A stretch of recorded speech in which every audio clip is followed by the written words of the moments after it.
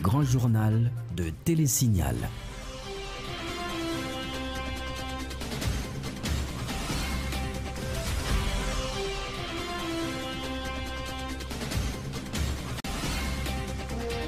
Bien le bonsoir à tous, merci de votre fidélité à ce journal. Tout d'abord, les titres à la une.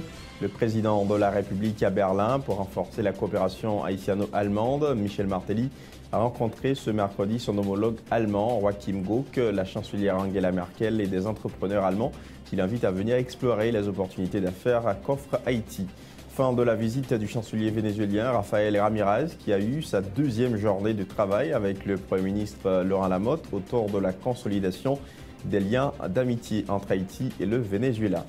La visite du nouvel ambassadeur du Canada, Paula Caldwell Saint-Onge, au palais législatif pour évoquer la conjoncture politique. Entre autres, la diplomate aurait pris position en faveur du vote des amendements de la loi électorale. Jean-Marcel Pignard et Daniel Akédé, nommés respectivement directeur général et directeur général adjoint chargés de la réforme à l'électricité d'État d'Haïti. Parallèlement, Georges-Andy René a été nommé à la tête du cadre de coordination de l'aide externe au développement. Une étude menée par la Banque interaméricaine de développement sur la pauvreté en Haïti révèle que la situation économique des populations vivant dans les zones rurales se détériore davantage. En ce sens, le directeur exécutif de l'initiative de la société civile, Ronnie Desroches, préconise un comportement rationnel en matière économique. Voilà pour les titres, à tout de suite.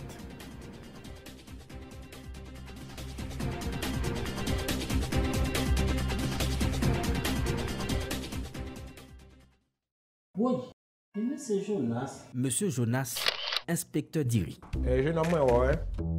Oui, juste le d'IRI numéro 1. Pas là. Zéro. d'IRI numéro 2.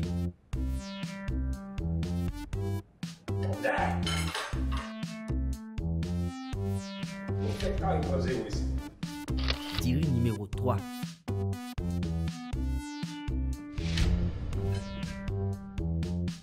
d'IRI 10 sous 10 plus. 10 sur 10 pour qualité, 10 sur 10 pour goût, 10 sur 10 pour économie, économie pour poche nous. Diri 10 sur 10, bon 10 sur 10 plus. Pour commande, relais dans 28 13 19 91. Bonjour, je suis Daniel, je vis aux Caraïbes. Malheureusement, quand il s'agit de shopping, je suis toujours à court de choix. Par exemple, la recherche d'un cadeau pour ma copine, ou un lecteur MP3, ou même un casque. Grâce à eShopper Express, je peux maintenant faire mes courses en ligne.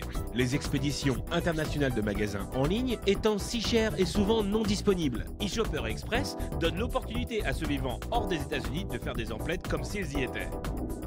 Il suffit d'aller sur le site www.eshopperexpress.com, ouvrir un compte gratuit et voilà, vous recevrez votre propre adresse aux États-Unis.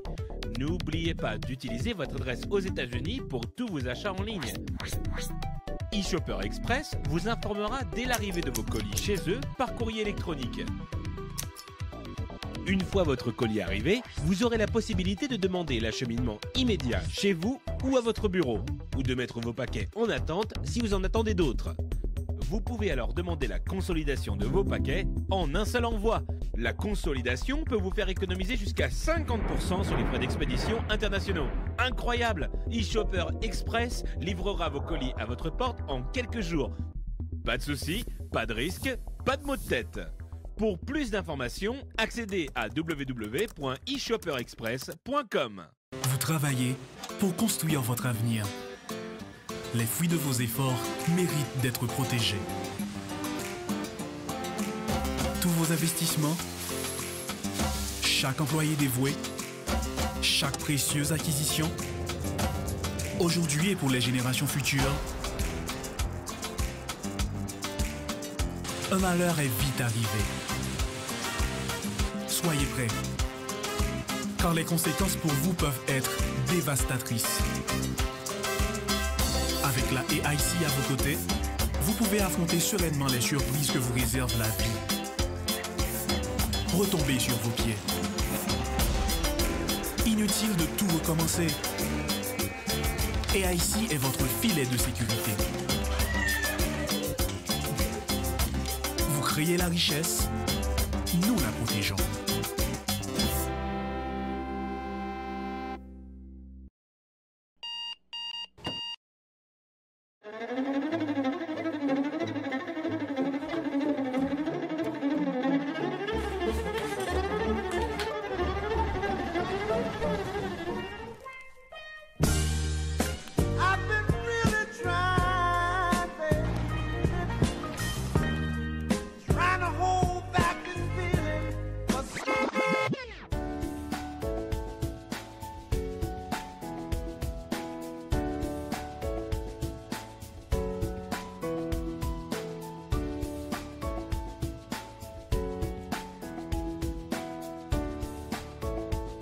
Démaquillant, lotion après rasage et lotion rafraîchissante. Limacol, la fraîcheur de la brise dans une bouteille. Limacol est un produit de la Disprophar en vente dans tous les supermarchés et les pharmacies.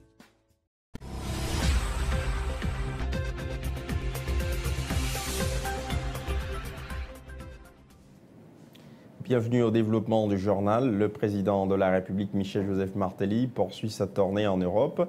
À Berlin, en Allemagne, le chef de l'État, accompagné de la première dame, Sophia Martelly, s'est entretenu ce matin avec son homologue allemand, Joachim Gauck. Le couple présidentiel a en outre signé le livre d'or de la présidence allemande.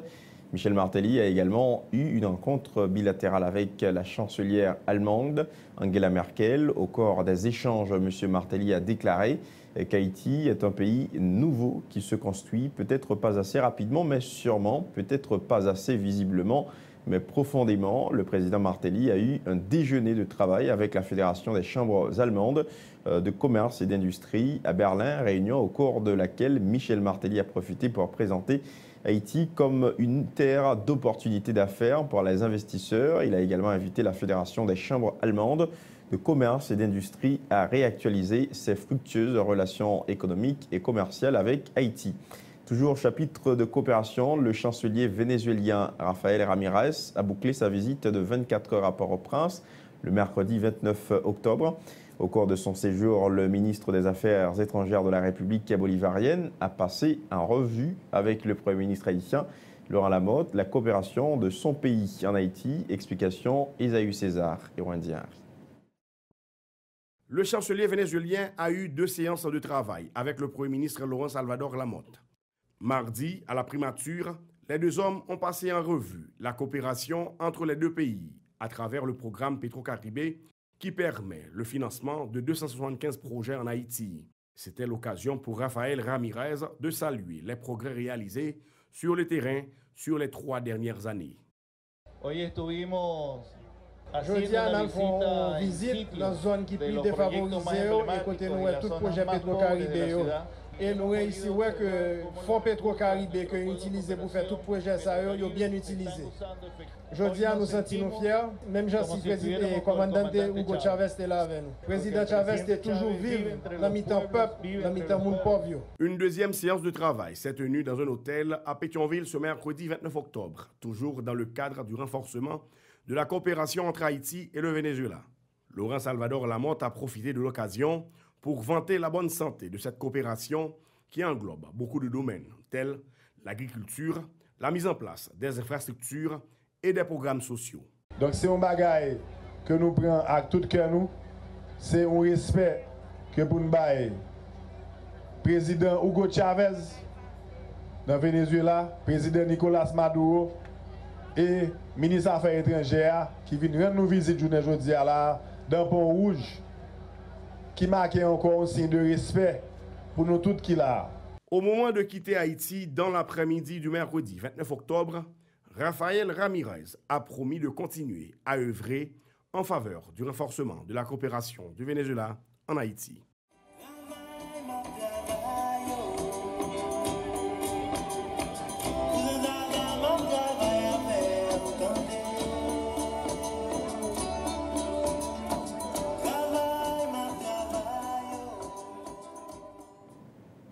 Notons qu'une délégation haïtienne se rendra bientôt au Venezuela afin de partager avec les Vénézuéliens leurs expériences en matière de restauration communautaire.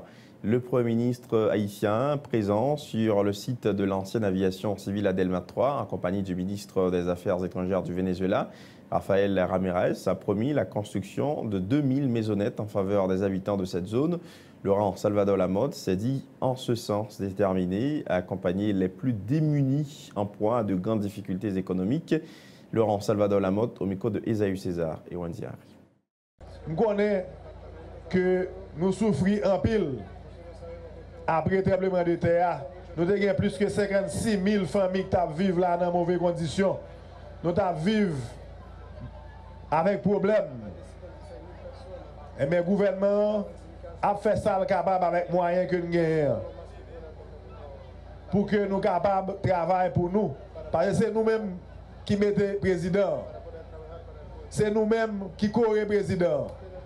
Et c'est pour ça, je dis, que le président est tenu à Pont-Rouge pour te faire Venezuela faire tout caille ça pour le faire pour nous là. Plus que 2000 cailles pour le faire ici à là. Et le ministre des Affaires étrangères Venezuela est venu pour le décabouer à côté. Plein de en fait. Il a envoyé une compagnie vénézuélienne pour faire des travaux comme ces fonds vénézuéliens que vous avez. Eh bien, nous-mêmes, le gouvernement, avec le CLBP, nous allons l'accompagner pour que le logement soit bel, digne pour nous tous qui là. Et on va le faire, même j'ai fait Venezuela, même j'ai le président Chavez de faire l'autre bois.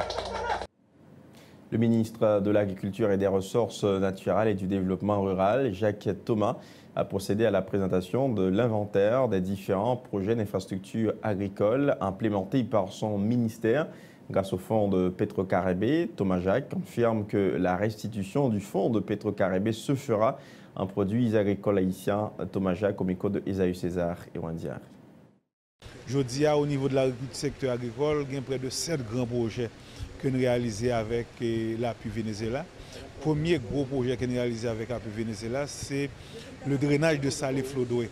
Salé-Flodoué, c'est un drain au niveau de la vallée de l'Artibonite et qui a un pile problème inondation et 5e section communale de Saint-Marc, côté il y a près de 50 000 personnes qui vivent dans la section communale. Et bien, grâce à l'appui Venezuela, ça permet que nous drainer et drain Salé-Flodoué et permettre que à peu près 5 000 hectares de terre qui connaissent des difficultés pour faire production et mais aujourd'hui qui est en production. Il y a près de 3 500 hectares qui ont fait du riz et reste là a fait culture maraîchère. Ça c'est un gros projet que nous réalisé avec Fonds Petro-Caribé. Deuxième gros projet que nous réalisé avec Fonds Petro-Caribé, c'est rivière Ouyon. Vous connaissez que la rivière Ouyon, c'est une rivière qui toujours a la ville de Léogane un pile problème.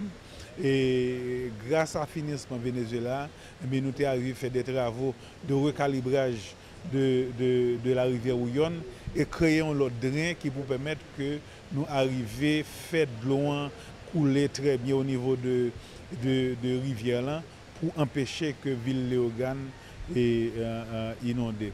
Troisième projet que nous réalisons, c'est protection de la plaine du cul-de-sac. Vous connaissez que dans pile de travaux qui fait le long de la rivière Grise, c'est en partie avec Fonds Petro-Caribé.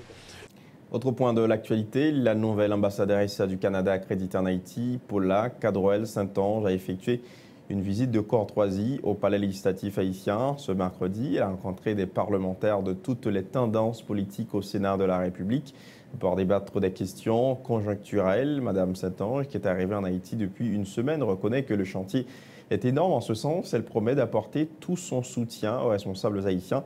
Écoutons les déclarations de Paula Cadroel-Saint-Onge, la nouvelle ambassadrice du Canada en Haïti, au micro de Dukenson Lazare et Yvan Seïd. Je suis ravie d'être de retour en Haïti.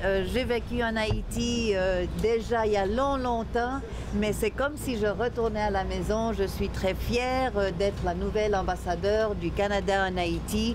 Vous avez un pays qui est merveilleux et c'est toujours bien sûr la perle des Antilles. Puis on a quand même beaucoup de travail à faire. Puis si on peut aider à Haïti puis au peuple haïtien, on est là avec le président du Sénat, avec de tout le monde en Haïti pour vous aider, vous appuyer. C'est complètement une visite de courtoisie parce que je suis ici une semaine, messieurs. Alors si vous me permettez, bien sûr, je suis encore en train d'apprendre. Il y a beaucoup à apprendre. C'est très complexe tout ce qui arrive. Puis aujourd'hui, je célèbre ma première semaine dans ce beau pays. Mais après une semaine, qu'est-ce que vous avez appris de sécurité en Haïti? Que vous êtes très chaleureux, vous avez beaucoup de caméras. Quand je suis arrivée à l'aéroport, il y avait 40 caméras à disposition. Puis j'ai dit à M. Landry, tout le monde est ici pour l'ambassadeur du Canada. Puis il m'a regardé, il m'a dit, non madame, le président qui a... Il s'agit d'une simple visite de courtoisie, indique Simon de Soldera, à propos de la présence de la nouvelle ambassadrice du Canada au Parlement haïtien. Le président du Grand Corps a rassuré qu'aucun dossier politique n'a été abordé durant les discussions. La diplomate Paula Cadroy-Saint-Onge était venue constater que le Parlement organisait ses séances sous un abri provisoire depuis le séisme du 12 janvier 2010, déclare le sénateur Simon de Soldera au micro de Dukenson Lazare et Yvan Seyid. Comme nos ambassadeurs affectent dit, c'est tout simplement une visite de courtoisie. Donc c'est une visite. Ça fait la visite des buildings ça et Parlement. Et là fait justement constat que nous encore dans un abri provisoire et nous pouvons parler il y a une doute qui visite là. Une visite guidée. Par contre si nous avons mangé ça va le parler pendant nous manger. Parce qu'il ne faut pas prendre décision à l'estomac vide. Donc nous ne pouvons pas si ça va le parler, mais pour le moment nous ne pouvons pas. Nous t'en pour aller. Non, nous allons dans parler de nous. Il bonnet toujours. C'est ça que je dis, il y a une partie de la communauté nationale là qui comporte comme acteur, mais nous comme observateurs. Et avant... Contrairement à ce qu'affirme le sénateur Simon de Soldera, le sénateur John Joel Joseph rapporte quelques-unes des préoccupations de la nouvelle ambassadrice du Canada, eu égard au climat politique haïtien. Et selon le sénateur John Joel Joseph, la représentante du Canada en Haïti souhaite que la loi électorale soit votée de manière à éviter que le pays ne sombre dans une crise sans précédent. Un extrait des déclarations du sénateur John Joel Joseph. Nous avons gagné une invitation pour matin, nous avons recevoir l'ambassadeur Paula, et qui est nouvelle ambassadrice de Canada en Haïti. Donc, qui lui-même sont rencontrés nous, qui sont en visite de courtoisie, qu'il fait avec Sénat, et ou capable de sentir tout au départ qui gagne une inquiétude par rapport avec et Parlement, qui ont même senti que deuxième lundi de janvier est capable de gagner un vide institutionnel. Donc, il y a là tout pour te demander nous, est-ce qu'il n'y a pas gagné une possibilité pour que tu qui fait avant ça. Donc, nous-mêmes nous disons, et toute possibilité, il y a départ des position président parce que si président constitution que nous vivons sous là, les bail président toute une série de pouvoirs pour que lui-même était capable d'utiliser pour au moins le plus vite que possible nous joindre une issue à la crise qui gagne là. Donc bon de toute façon là au parler ou qu'a toujours senti et yo gon inquiétude par rapport avec loi électorale qui pas voté, yo pas mais que demain c'est et par un décret que le président peut faire une loi électorale, côté le Parlement mettre ça levelé dans la loi électorale ça.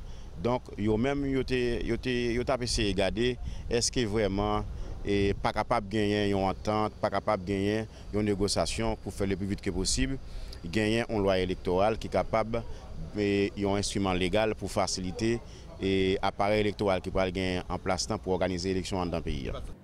Le président de la commission éducation au Sénat, François Lucas Saint-Ville, apporte de nouvelles précisions sur la décision du ministère de l'Éducation nationale d'organiser des séances de formation à l'intention de divers directeurs de lycées de la capitale. Le parlementaire assure les professeurs en attente de leurs appointements que d'ici quelques mois, ils recevront leurs arriérés de salaire. Les explications du sénateur François Lucas Saint-Ville au micro de Dukenson Lazare et Yvan Seyid. Et pour moi, il n'y a pas viré directeur pendant un petit temps. C'est un bail qui était déjà annoncé. Dans 12 mesures que le ministère a déployées, il a commencé à mettre en application à partir de octobre 2014. Donc, formation et directeur, maître, c'est rentrer dans 12 mesures. Donc, il a démarré avec formation avec directeur lycée et l'OS. Donc, étant donné que yo regarde sous base résultat parce que yo pas besoin côté monde pour voir kembe pour yo tout. Donc yo dit yo prend à partir de 40%. Lycée qui baille de 40 et moins que 40. Donc yo pas même jouer en pile dans 44 lycées dans le département de l'Ouest. Ça c'est 36 et qui yo 36 pour l'information, c'est seulement Tires là qui au-dessus de 40%. Donc mais on va comprendre ça, le fait que vous voyez il y a un cadre dans le ministère pour le kembe administration pendant temps ça. Vous va comprendre ça. Mais nous trouvons tout est un manque de communication et c'est ça qui fait que les venus réunis à nouveau dans jeudi, bah là clair, tout le monde comprend et ils démarrent. Moi c'est que jeudi mercredi il a fait à midi et puis reprendre semaine prochaine mais il a arrivé à un temps puis dit s'il a fait en 2 temps, en 3 temps, en 4 temps. Mais pour question de paiement professeur qui gagne lettre non mais pas touché et professeur qui gagne 3 4 5 6 ans qui travaille qui pas nommé du tout. Donc ça c'est un problème à résoudre. Yo commence à résoudre li. Yo te gen 1 milliard de gouttes pour payer professeur arriéré, c'est-à-dire professeur nommé déjà yo. C'est pas ça pour qu'on nomme yo. Ce que yo fait, yo paye un groupe, y a payé un groupe dans fin mois ça bien chèque yo. Mais si t'attendez à continuer pour connaître quand y a fait sortir l'argent et on entend entre ministère de l'Éducation nationale, ministère de planification et ministère finance, ministère finance plutôt pour capable joindre l'argent pour capable nommer et payer. Le sénateur François Lucas Saint-Ville reconnaît que le programme de subvention des écoles privées est truffé d'imperfections. Encore le représentant du département du Nord-Est au Sénat, le programme a été très mal implémenté. Monsieur Saint-Ville confie que son enquête personnelle montre que la majorité des fonds mobilisés par l'État haïtien a été détournée du programme. Le sénateur François Lucas Saint-Ville apporte des détails au micro de Dukenson Lazare et Yvon Seyid. Sugo, t'es un véritable désordre dans Sugo. Et désordre là, li sorti dans gens que t'es démarré pour gérer même. Avec dit quel que soit ministre qui gagne ou pas prendre n'importe gens. Donc moi c'est que tout ministre qui passe dans l'affaire Sugo, que c'est Réginal, que c'est Vanner, que c'est ministre qui là, yo tout yo gen lot de problèmes, yo te gen lot de problèmes yo. Ministre qui là qu'on y a vu que li gitan ouais qui ça l'autre de premier yo t'a fait puis yo te rivé mais yo te commencé très bien. Donc lui-même li prend une décision qui vient bon pour lui, c'est que li bloquer question de l'école Sugo pour ouvrir année ça que t'es là ou la net, ça que t'es envie venir ou mais te promettre cap venir faut font camper. C'est pour le cas une possibilité pour ranger ça là avant pour le prendre l'autre encore. Donc c'est plus bon travail là qu'a fait là, il camper yo. Mais c'est bon bail que là qu'a fait dans 1 mois dans 2 mois parce que grand pile problème yo sorti assez souvent en dans éducation même. Même dans éducation, en dans monde qui responsable pour ta faire au marché, toute combinaison yo, c'est eux même qui fait yo. Je veux dire pas combinaison, c'est vrai, l'État payé pour 1 400 000 timoun. Jean gouvernement a Cléonel là. L'État payé vrai pour 1 400 000 timoun. Mais enquête personnelle nous montre pas gain 1 400 000 timoun qui caille l'école. Là ça veut dire il y a combinaison directeur, combinaison inspecteur, combinaison coordonnateur, il y a tout type de combinaison qui fait que il y a pile d'argent qui pas aller bien. Le président Michel Martelly doit placer sa tête sur ses épaules pour trouver une issue à la crise, selon le sénateur Lucas Saint-Ville. Le parlementaire membre du G5 qui dit soutenir les actions gouvernementales croit que l'opposition finira par opter pour un compromis. Le sénateur François Lucas Saint-Ville, toujours au micro de Dukenson Lazare et Yvon Seyid. Moi-même, analyse personnelle, je pense que il y a 3 groupes de politiciens. Et du moins, ces politiciens ont fait politique là de 3 façons différentes. Un groupe qui t'a remis au marché bien, qui t'a remis stabilité, qui t'a remis élection en fait et pour changer personnel politique là, qui t'a remis que sauf que élection en fait mais que élection li fait gagne un bon environnement pour le fait, il t'a remis que gagne une loi électorale qui répond c'est pas dit pas gagne loi parce que une loi électorale déjà mais une loi électorale qui répond qui cap faciliter que l'élection est faite et puis pour pays à avancer pour permettre que monde qui veut investir yo venir tout bon. Mais un groupe tout c'est dans ça yo même yo plus fort.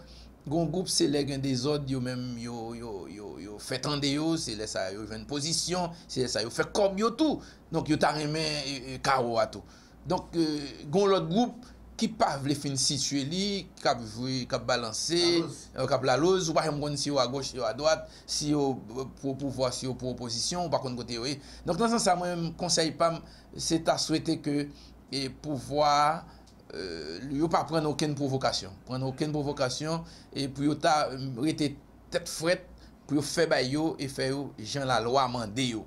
Et là fait Jean la loi mandé yo même moun qui dans opposition tout bon, c'est opposition tout bon, même sûr et certain que la privé non côté que la obligé rejoindre nous si c'est avec la loi au service.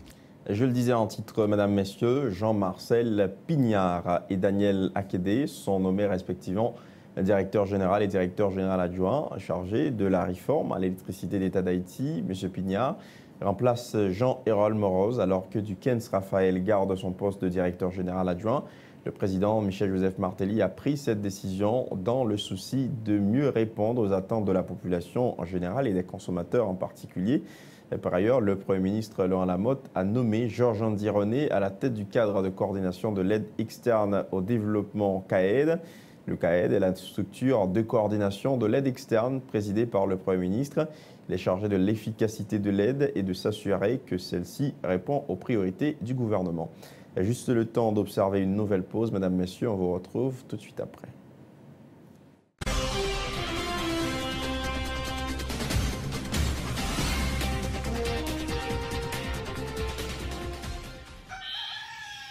Sous tête mon nou ak terre nou qui pi riche dans le pays d'Haïti, n'a besoin de café qui gen nam, c'est Reboul Sien.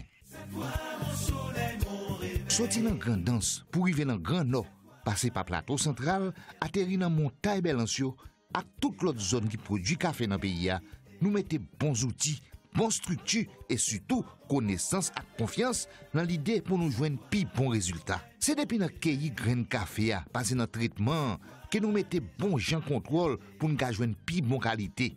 Nous servons avec appareil moderne dans sécher, séparer et puis trier café. 42 récoltes café nous gagnons sous tête nous là. Ben nous avons pile expérience dans causer traiter café. Volonté pour nous ba ou plus bon service chaque jour, plus plus.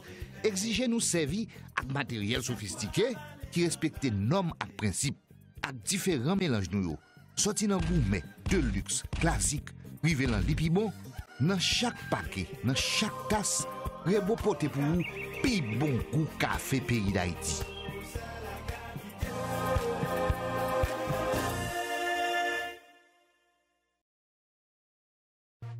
Bonne lecture avec bonne information, c'est ça qui parle des pays ou avec éducation petite ou. Parents yo, je n'ai pas chez les bouts, mon yo gâtil gagné. C'est Wanito, une beauté nouvelle, la mes amis, faut que gagné. C'est livre ça qui bon, c'est la donne qu'on étudie. La maison Henri Deschamps, c'est la gueule qui bonne qualité. Dans chaque département, il y a un distributeur autorisé. Original la sous dolgon, hologramme éclairé. Parents yo, je n'ai pas chez les bouts, mon yo gâtil gagné. Parents yo, s'il vous plaît, une vance pour petite nous bonbons d'aimer. Bien gardé oui pour ne pas prendre un faux livre. Original livre Henri Deschamps, gon hologramme sous les cap changer couleur. Sans arrêter. Ça n'a pas passé en bas du trou. Mais c'est ça ou monsieur? Ça a été là, il y a boss. On va au testail. Attention derrière, pas vraiment.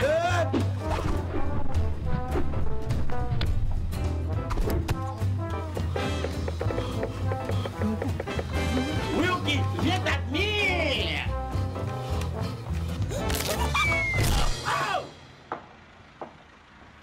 Nous correct. Nous devons grand-papa. Halbay.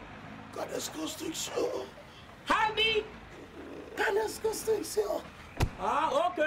Canes Construction entre un grand monde dans le game Kekaïria. Nous vivons tout numéro 1. Bon prix c'est nous, l'autre bagage room diplo. Nous avons Canes Construction, nous sommes plus terrain que toute l'autre yo. Bois, fer, ciment, céramique, peinture, électrique. Nous avons cuisine tout pareil. C'est Ashtel, Plaquel. Adresse nous tout dans la carte là, c'est nous. Canes Construction. Depuis on poursuit pas de l'autre côté. Canes Construction. Car la fin bâti ou baisser meublé. Canes Construction. Oh, parking pour avion atterri. Les pères, viens nous appuyer atterrissage, nous entendez? Posez, purti.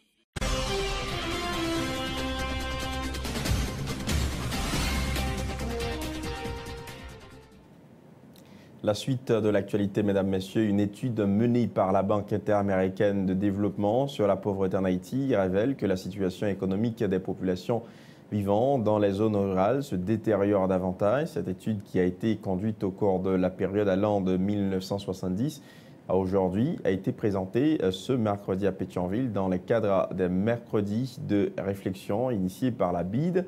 L'économiste en chef à l'unité de la réduction de la pauvreté et de gestion économique au bureau de la Banque mondiale, Raju Jang-Sing, précise que le manque d'infrastructures paralyse la croissance et le cadre des affaires en Haïti, soulignant la concentration des activités économiques dans les zones urbaines. Raju Jang-Sing recommande que des mesures soient prises afin de fixer les populations vivant dans les provinces dans leurs zones respectives. Raju Jang-Sing au micro de Tom Dumont et Jasmin Denis.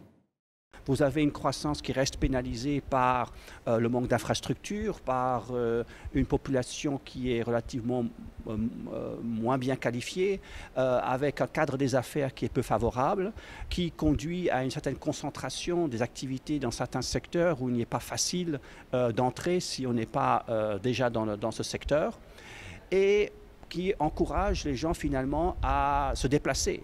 Donc vous avez un exode des zones rurales vers les zones urbaines qui se reflète par des transferts d'argent et qui a contribué d'une manière significative à la réduction de la pauvreté, et une migration vers l'étranger avec des transferts d'argent de l'étranger qui a également contribué beaucoup à la réduction de la pauvreté. Normalement, il faut commencer par une croissance plus élevée, et donc il faut réfléchir sur comment améliorer le cadre des affaires, comment améliorer l'état de droit. Donc si on a un contrat, qu'un investisseur met son argent, comment le protéger. Il faut réfléchir sur comment donner l'opportunité aux Haïtiens d'avoir une meilleure vie là où ils se trouvent, plutôt que prendre sa valise et bouger. Donc une réflexion sur pourquoi le revenu du secteur agricole est aussi faible. Pourquoi faut-il quitter les zones rurales pour les zones urbaines pour avoir une vie meilleure? Est-ce qu'il y a une possibilité de trouver des moyens d'augmenter ces moyens de gagner sa vie dans les zones rurales? Est-ce qu'il y a un moyen de pouvoir améliorer les services, que ce soit de santé ou d'éducation dans les zones rurales? Raju Jang-Sing évoque la nécessité de renforcer la présence de l'État dans les provinces du pays. Haïti est confronté à des situations d'urgence. À répétition, déplore le responsable de l'unité de la réduction de la pauvreté et de la gestion économique, qui précise que les représentants des bailleurs doivent, dans la plupart des cas, affronter les problèmes liés au manque d'infrastructures sanitaires et aux catastrophes naturelles. Raju Jang-Sing, toujours au micro de Tom Dumont et Jasmin Denis. Haïti nous met dans un dilemme. Dans un côté, comme vous le mentionnez, il y a le besoin de renforcer les capacités de l'État, renforcer la présence de l'État dans les campagnes et en dehors de Port-au-Prince. Mais en même temps, c'est un pays qui est confronté continuellement à des urgences, à des crises, que ce soit un tremblement de terre, que ce soit un ouragan. Et donc on est confronté au besoin d'amener une solution très rapide à court terme. Vous avez un enfant qui pleure ou qui a besoin d'être évacué dans un hôpital, vous avez besoin d'un hôpital qui a besoin d'être reconstruit ou une école qui a besoin d'être reconstruite. Et ça doit être fait très rapidement. Et d'autre part, un besoin de renforcer les capacités d'un État, de passer du temps à former des gens qui prend plus de temps. Et je crois que les bailleurs de fonds sont confrontés à ce dilemme. C'est bien de renforcer l'État, mais lorsqu'on a une maman qui doit être évacuée rapidement, quelquefois on prend soi-même son ambulance ou on recrute rapidement une ONG pour faire le travail.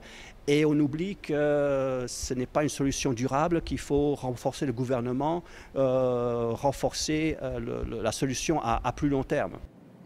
De son côté, le directeur de l'initiative de la société civile appelle le peuple haïtien à adopter un comportement rationnel en matière économique, soulignant que l'augmentation du produit intérieur brut est liée à la stabilité et à la bonne gouvernance. René Desroches suggère d'intégrer dans les écoles et les universités haïtiennes des cours sur l'éducation à l'économie. René Desroches au micro de Tom Dumont et Jasmin Denis. L'on regarde tout segment n'est-ce pas, développement produit intérieur brut en Haïti.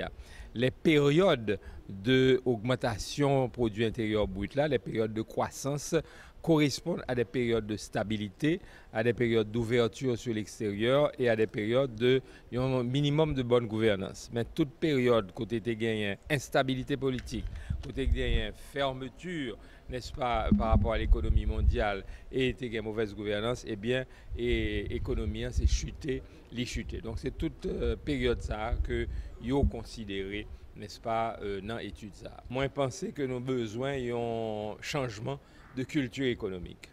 C'est-à-dire que d'après moi-même, l'homme et la femme haïtienne, ils n'ont pas suffisamment tourné vers les questions économiques et ils ont besoin peut-être d'une approche beaucoup plus rationnelle de l'économie. Nous pensons que par exemple dans nos écoles au niveau secondaire par exemple, on est capable de commencer à introduire de bonnes notions économiques. Et je cité l'exemple de l'école tant que 4 Pressoir. Je veux dire que ils ont enseigné l'entrepreneuriat dans les écoles, côté que les élèves ont commencé à faire une boulangerie qui rapportait l'argent. Vous comprenez? C'est-à-dire qu'il faut commencer à introduire jeunes. Moi, je parlais tout de nos universités, c'est-à-dire que les étudiants, est-ce qu'ils ont vraiment initié, n'est-ce pas, aux grandes tendances économiques aujourd'hui? Je parlais tout de l'opinion publique en général que nos journalistes alimentent.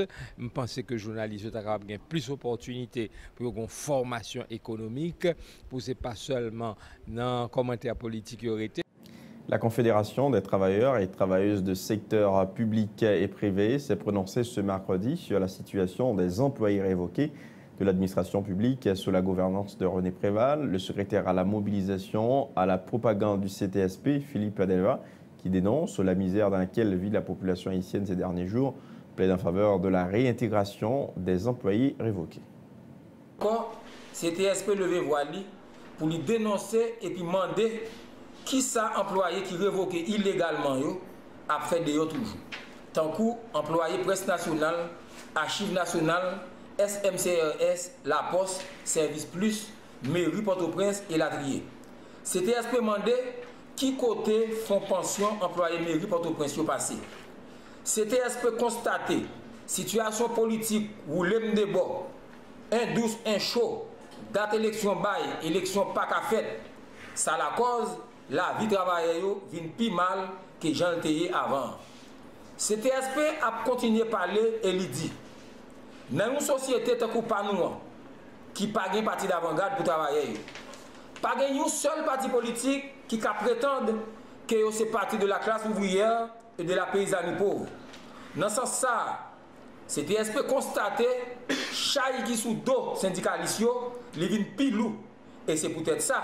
CTSP demandé tout camarades, tout syndicat, partis politiques, groupements sociaux, organisations populaires, paysans, on met tête ensemble, on colle les épaules l'une avec l'autre pour nous mettre contre tout système qui a créé misère et insécurité sociale.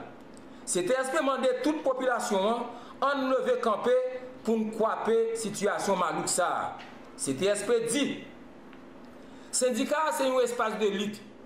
Côté ouvrier et paysan, toute tendance, mettez ensemble pour agir démocratiquement en faveur de bons gens qualité de travail pour faire la justice et progrès de la vie. Pour commémorer les 100 ans du débarquement des soldats américains sur le sol haïtien, le 15 juillet 2015 est l'anniversaire de l'assassinat Charlemagne Péral, révolutionnaire nationaliste et chef du mouvement CACOS qui s'est opposé à l'occupation d'Haïti par les États-Unis. Le parti Racine Camp Peuple-là entend organiser demain jeudi 30 octobre une conférence débat au local de la faculté d'ethnologie pour réfléchir sur la conséquence de cette occupation sur l'économie haïtienne. 100 ans après, cette structure politique appelle à la mobilisation des compatriotes haïtiens en vue de déraciner le système de l'occupation qui existe aujourd'hui encore en Haïti avec la présence des soldats des Nations Unies. Le professeur Camille Chalmers est le responsable du parti Racine Camp Peuple-là. Il était au micro de Ludmilla Amark et faisait Mathieu. La conférence débat, ça, c'est une conférence débat qui est objectif pour être capable de réfléchir et comprendre qui ça occupation américaine 1915 et qui gens que l'occupation ça a continué jusqu'à 2014 sous différentes formules, sous différents visages. Et occupation MINUSTA, je veux dire, c'est même bagarre là pour régler, c'est qu'un système de domination, c'est retirer le peuple haïtien de scène politique là, c'est empêcher que le peuple haïtien jouit richesse qui gagne dans le pays, c'est fait que l'économie pays a servi impérialiste au lieu de servir le peuple haïtien. Donc c'est le même objectif là qui a continué avec le même processus antidémocratique. Ça veut dire que domination américaine, même genre domination MINUSTA, c'est une domination qui compte le peuple haïtien, qui compte l'intérêt stratégique du peuple haïtien et qui compte toute construction démocratique. Donc, conférence 31 octobre là, non seulement c'est pour saluer mémoire Vanyangas sur Charlemagne impérial, c'est pour saluer mémoire tout carco qui tombait les armes à la main face à l'occupation américaine, qui t'a bataille pour défendre la dignité du pays, pour saluer différents mouvements, que ce soit Union patriotique, que ce soit grève étudiante qui fait en 29, et toute bataille et toute résistance qui était faite contre l'occupation américaine. Par ailleurs, des membres du parti Racine Campepla dénoncent ce qu'ils appellent des agissements des agents de la police nationale d'Haïti vis-à-vis des manifestants de l'opposition. Selon Ulrich Jean-Pierre, membre de Racine Campepla, et l'arrestation des dirigeants de la FOPARC, Ronnie Timothée et Biron Odigé, lors de la manifestation de rue à Port-au-Prince le 26 octobre dernier, est un acte illégal. Il exige la libération dans les meilleurs délais de ces deux militants politiques. Ulrich Jean-Pierre, au micro de Ludmilla Marc et Fésé Mathieu. En de parti Campepla, pour nous-mêmes, c'est résultat, mauvais fonctionnement pouvoir l'État. C'est pour ça que nous prenons une décision aujourd'hui pour nous prononcer sur conjoncture. Nous avons profité, dénoncer l'arrestation illégale, arbitraire, la police nationale d'Haïti a fait sur ensemble manifestants qui prennent la rue. Et nous avons noté, droit pour nous manifester, ce n'est pas une faveur, mais c'est un acquis démocratique, génération avant mieux. De participer dans la bataille pour te gagner liberté, bataille pour te gagner droit à la parole. Et nous avons profité de moment ça pour nous demander la police nationale d'Haïti pour lui camper sous répression la faite dans ce moment ça. Opinion. Parti Campepla a dénoncé l'arrestation qui fait dans la date 17 octobre. Jean nous tous connaissons 17 octobre 1806, c'était assassinat Papa Nation et Jean-Jacques Dessalines. Eh bien, un gros morceau dans la population, te prend la rue pour te demander justice sociale, pour te demander pour Jean pays à gérer pour gérer l'autre gens. Et 26 octobre, qui s'est passé là, plusieurs manifestants en arrestation. Nous avons cité deux responsables, FOPAC, Ronnie Timothée et Biron Odigé. Parti Racine Campepla dénoncé avec toute force et l'a demandé pour la police nationale d'Haïti changer comportement vis-à-vis manifestants. À Port-de-Paix, précisément au niveau de Croix-Saint-Joseph, 3e section communale, la population locale lance un cri d'alarme aux autorités du ministère de la Santé publique. Les habitants de Croix-Saint-Joseph craignent qu'une missionnaire nigériane et responsable d'école ne revienne de son pays le 25 septembre dernier avec le virus Ebola dans le sang. Une peur que tente de calmer le directeur départemental du Nord-Ouest du ministère de la Santé publique, le docteur Ronnie Pierre, détaille avec notre correspondant à Port-de-Paix, Johnny Avril. Après information qui fait croire qu'il y a une religieuse nigérienne qui a dirigé l'école primaire dans la zone de la Croix-Saint-Joseph, 3e section commune Port-de-Paix, qui a entré dans le pays le 29 septembre 2014 passé avec maladie Ebola, directeur départemental sanitaire nord-ouest là, Dr Ronnie Pierre, après vérification document voyage étranger ça, démenti information ça, en même temps, bail explication dans l'idée pour éclairer l'antenne population qui a un sauté. Religieuse ça qui dans l'ouest là, l'équipe pays Nigeria le 25 septembre pour l'atterrir dans l'aéroport Chicago. Et 25 septembre l'étape du pays Nigeria, il y a été test là pour lui, il y a été pas de maladie à la dent. Étant donné que dans le monde entier, il y a entendu sous période d'incubation, c'est-à-dire période côté j'ai maladie à rentrer sous vous et là où va gagner première manifestation maladie. Donc, il y a entendu sous 21 jours qui période d'incubation maladie. On a bien noté que religieuse a quitté le pays Nigeria le 25 septembre et elle rentre en Haïti le 29 septembre. Elle était passée dans l'aéroport Chicago le 25 septembre et le 25 septembre ils ont fait toutes mesures qu'on supposait prendre par rapport à la question ça dans l'aéroport Chicago pour l'atterrir en Haïti le 29 septembre. Faut que nous dit, dans le moment, information ça t'a circulé de bouche en bouche dans la section ça, divers parents pas écarté l'idée pour y aller chercher petit dans l'école ça, qui dans le moment examen religieuse nigérienne ça, qui environ 3 a dirigé dans 3e section Croix-Saint-Joseph, commune Port-de-Paix, Johnny Avril, Réseau Mondial, Signal. Le parti Famille Lavalas s'apprête à célébrer son 18e anniversaire de création le 3 novembre prochain.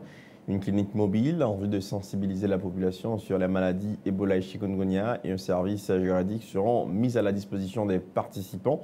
À cette commémoration, Dr Schiller Aludor, membre du directoire de l'organisation Famille Lavalas, au micro de Michel Depayen et Max Joseph. Nous avons fait une grosse clinique là. Nous avons au niveau santé, nous avons gagné des consultations au niveau juridique, qui fait tout pour des gens qui ont des problèmes au niveau de la justice. Nous avons des explications à un série de pathologies qui connaissent à venir, qui ont en pile inquiétude. Par exemple, nous avons des tantes qui peuvent expliquer aux gens sur la question Ebola, sur la question Chikungunya et sur toute maladie. Mais nous avons fait une grosse clinique là, et le 3 novembre ici, qui est là dans la fondation, qui s'est faite Famille Lavalas, qui fait 18 ans. Et nous pas fait tant qu'on nèg calé tête yo te fait à célébrer sous tombe des Salines. Nous-mêmes ça n'a fait encore en solidarité, j'en habitué fait avec un pile monde cap victime dans niveau santé, dans niveau justice. Et moun Jean-Docteur Gilles Sotdian qui pas qu'à manger, qui pas qu'à boire, qui pas qu'à côté pour y dormir, qui pas qu'à caille décent pour y rester et qui besoin de mots sur la santé qui pas qu'à joindre. 3 novembre, nous avons une grande journée de solidarité avec moun sa yo dans la fondation ici là. Et puis dans une note en date du 27 octobre 2014, lui parlant des membres de la commission communication, Louis Gérard Gilles, le comité exécutif de Famille Lavalas, dénonce un particulier qui organise des activités dans la diaspora haïtienne aux États-Unis à l'occasion du 18e anniversaire du parti. Famille Lavalas n'autorise aucun membre ou sympathisant à la représenter à sa manifestation, déclare le docteur Louis Gérard Gilles. Louis Gérard Gilles était au micro de Michel Depayen et Max Joseph. Les coordinations Famille Lavalas du 11e département mettent en garde tout usurpateur de titre et s'inscrivent en faux contre toute velléité ou toute autre démarche attentatoire d'une certaine coordination interstate qui n'a ni droit ni qualité d'engager Famille Lavalas dans quelque activité que ce soit. Les coordinations de l'organisation politique Famille Lavalas du 11e département réitèrent qu'elles n'ont pas lancé d'invitation et de surcroît n'autorisent personne à représenter Famille Lavalas dans les manifestations prévues pour les 1er, 2 et 3 novembre 2014 à Miami, Florida. Toute décision combinée ou intéressée prise par une quelconque coordination interstate qui travaille pour le compte d'autres partis politiques sont considérées comme un acte de trahison et cette décision demeure nulle et non avenue. Dernier appel des titres de l'actualité, le président de la République à Berlin pour renforcer la coopération haïtiano-allemande. Michel Martelly a rencontré ce mercredi son homologue allemand Joachim Gauck, la chancelière Angela Merkel et des entrepreneurs allemands qu'il invite à venir explorer les opportunités d'affaires qu'offre Haïti. Fin de la visite du chancelier vénézuélien Rafael Ramirez qui a eu sa 2e journée de travail avec le Premier ministre Laurent Lamotte autour de la consolidation des liens d'amitié entre Haïti et le Venezuela. Visite du nouvel ambassadeur du Canada, Paula Cadroel-Saint-Onge, au palais législatif pour évoquer la conjoncture politique, entre autres. La diplomate aurait pris position en faveur du vote des amendements de la loi électorale.